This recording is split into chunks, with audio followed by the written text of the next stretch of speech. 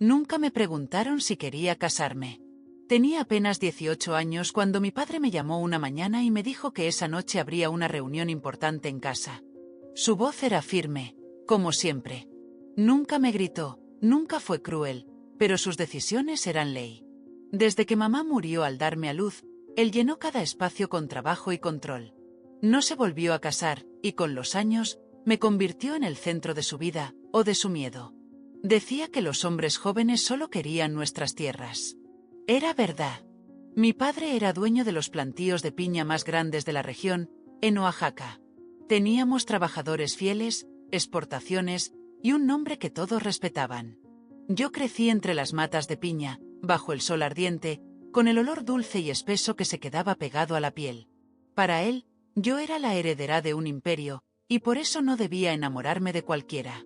Esa noche, llegó su mejor amigo, don Efraín, 10 años menor que mi padre, serio, educado, con un aire de autoridad que me provocaba escalofríos. Me saludó como siempre, con una sonrisa cortés, pero esa vez sentí algo distinto. Cuando mi padre me pidió que le sirviera café, vi cómo se miraban en silencio, como si acabaran de sellar un trato sin palabras. Horas después, mi vida cambió sin retorno. «Te vas a casar con Efraín», me dijo mi padre al día siguiente, sin titubeos. «Él cuidará de ti cuando yo ya no esté. Le he pedido que te enseñe todo lo que sé. Juntos, ustedes mantendrán vivas nuestras tierras». Quise gritar, decir que no, que ni siquiera lo conocía, que era un hombre viejo para mí, pero mi padre ya lo había decidido. La boda fue rápida. No hubo fiesta, solo una misa breve y un almuerzo con vecinos. Todos aplaudían por respeto, no por alegría. Yo solo obedecí. Y comencé mi condena. Los primeros meses fueron silenciosos.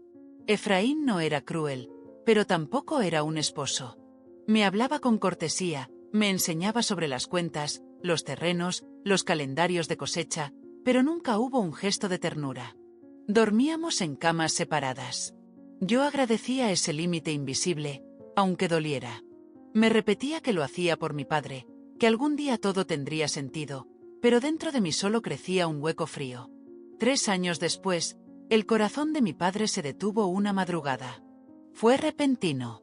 Lo encontré yo misma, aún con la pluma en la mano, sentado en su escritorio. Lloré por días. Nadie lo lloró como yo. Ni Efraín. Después del funeral, todo cambió. Efraín ya no me enseñaba nada. Me ordenaba. Empezó a tomar decisiones solo, a firmar documentos sin consultarme, a despedir gente que llevaba décadas con nosotros. Luego vino el alcohol. Las salidas constantes. Las risas con mujeres más jóvenes en las ferias. La vergüenza. Las sospechas que ya no necesitaban confirmación. Y luego, la peor parte, la soledad. No tenía amigos. No tenía hermanos. Nunca tuve hijos. Me quedé con las tierras, la casa y el vacío.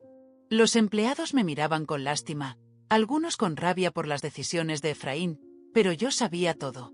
Había aprendido de mi padre, y mientras él se perdía entre botellas, yo retomé los números, los planes de riego, la rotación de cultivos. Sin que él lo supiera, las tierras prosperaban porque yo las dirigía. Los compradores me respetaban. Me buscaban, pero a mí nunca me mencionaban. Todo era don Efraín, como si él moviera los hilos. Y él, borracho de poder, disfrutaba de esa mentira. Un día, llegó un hombre importante de Veracruz. Tenía tierras, dinero y una hija en edad de casarse. Le propuso a Efraín unir sus fortunas con una boda. Él lo pensó. Lo dudó. Y luego vino a mí, sin un gramo de culpa, y me dijo: «Voy a divorciarme de ti. No te amo. Ya encontré un camino mejor. Búscate a dónde irte. Esta casa y estas tierras me pertenecen». Me quedé en silencio. Sentí que me arrancaban el alma del cuerpo.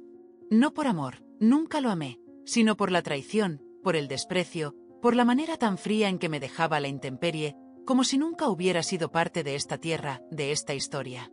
¿Y mi padre?, alcancé a decir. «¿Qué diría él si viera lo que haces?» «Tu padre está muerto», contestó, sin parpadear. «Y todo lo que fue suyo, ahora es mío». Me encerré en mi habitación y no salí en 2 días. No comí. No lloré. No podía. Era como si mi cuerpo ya no me perteneciera. Recordé cada momento con mi padre, sus manos callosas, su forma de hablarle a los árboles, su mirada orgullosa cuando veía que yo entendía los números.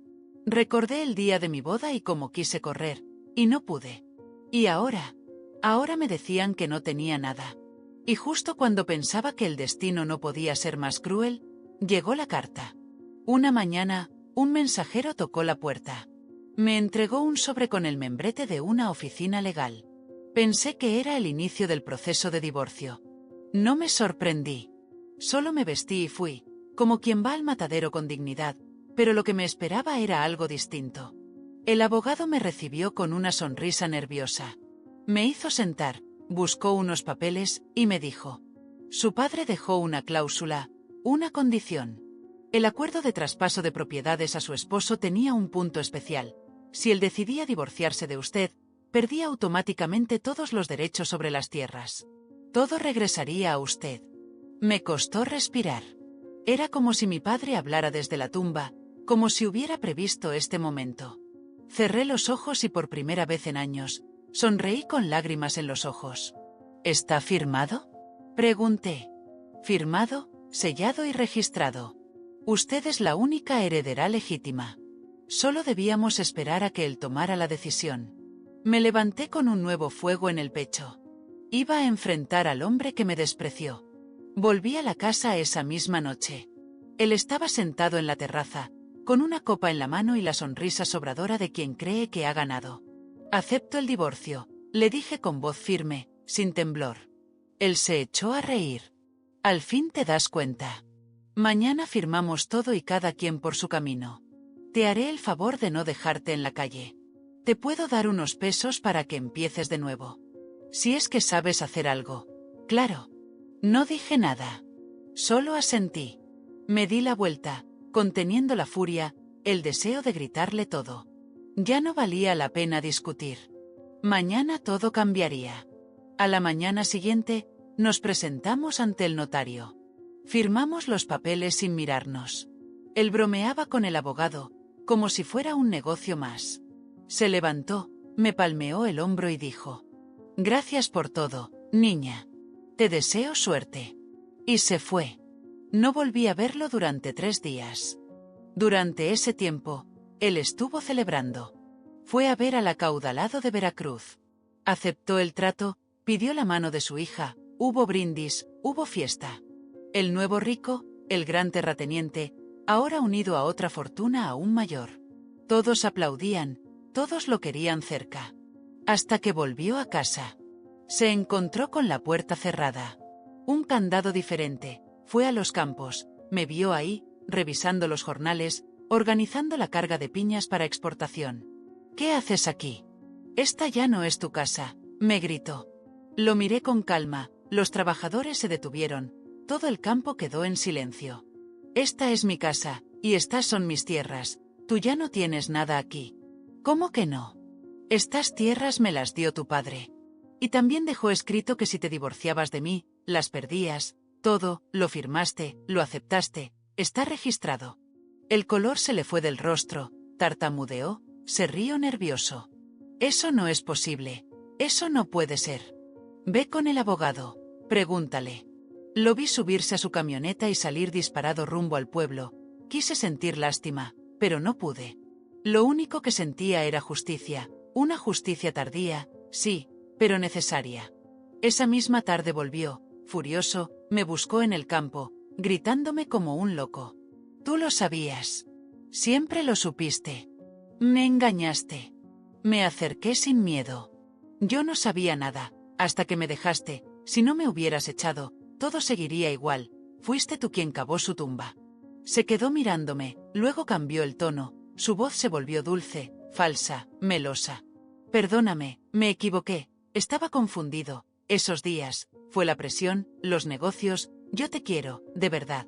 Me dolió escucharlo, no porque creyera sus palabras, sino porque intentaba manipularme igual que mi padre lo hizo una vez, como si fuera una niña sin voluntad, sin memoria.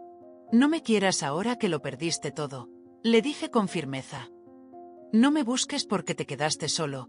Ya no soy esa jovencita obediente. Intentó abrazarme, pero me aparté. Le pedí a los jornaleros que lo escoltaran fuera de la propiedad. No hizo resistencia, se fue con la mirada clavada en el suelo, derrotado. Y ahí comenzó su caída. Fue a ver a los amigos que había hecho en sus años de prosperidad, pero ya todos sabían la historia. Ya corría de boca en boca que él había sido solo un testaferro, que quien realmente manejaba las tierras era yo. Las puertas comenzaron a cerrársele, el hombre de Veracruz retiró su propuesta, nadie quería aliarse con alguien que no tenía nada. Y yo por fin respiré. No había alegría, no había triunfo, solo una paz silenciosa, una sensación de haber recuperado lo que era mío. Y aún me quedaba una última decisión.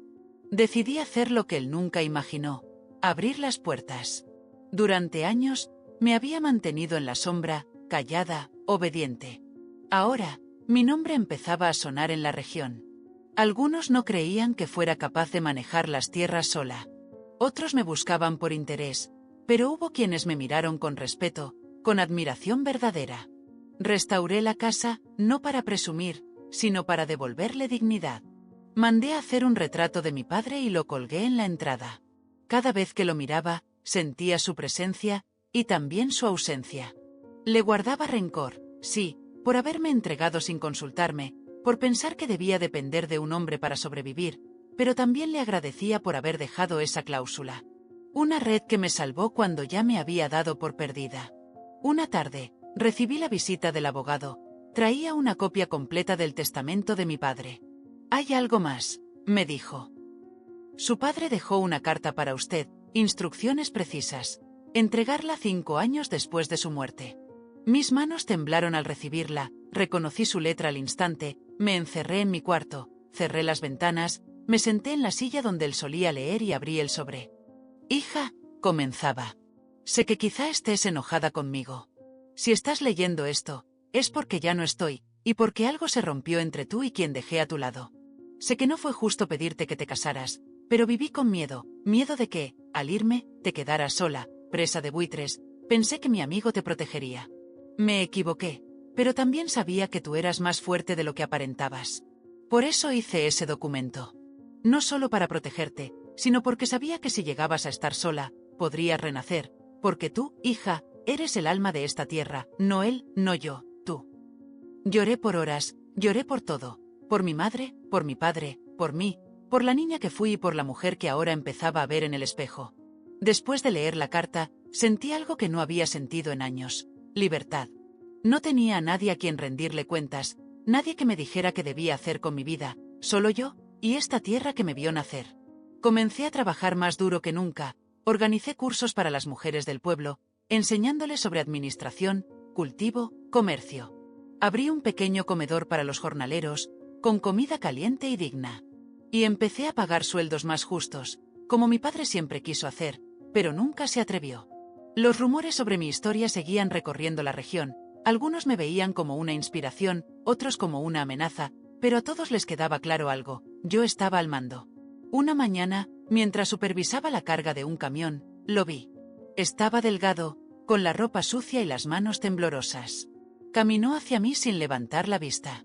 «Solo quiero hablar contigo», dijo. Lo dejé acercarse, pero mantuve la distancia. «No quiero que vuelvas a este lugar. Ya no te pertenece».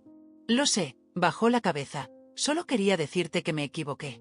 Que lo perdí todo. Que ahora entiendo que nunca supe lo que tenía, hasta que lo vi en tus manos».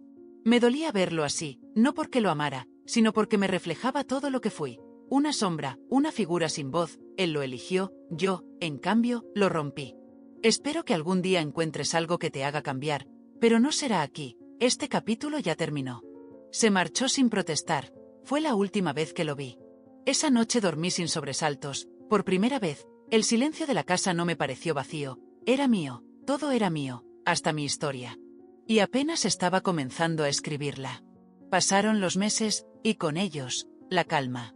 Aprendí a disfrutar los pequeños rituales de cada día. El café temprano mientras el sol apenas acariciaba los campos, las caminatas entre las hileras de piñas, el saludo de los trabajadores que ya no me veían como la esposa del patrón, sino como su verdadera jefa. Y aún así, había días en que me costaba respirar, días en los que la soledad me dolía en los huesos. No tener una madre, no tener un padre, no tener un compañero, no era fácil, pero ya no sentía lástima por mí, sentía respeto.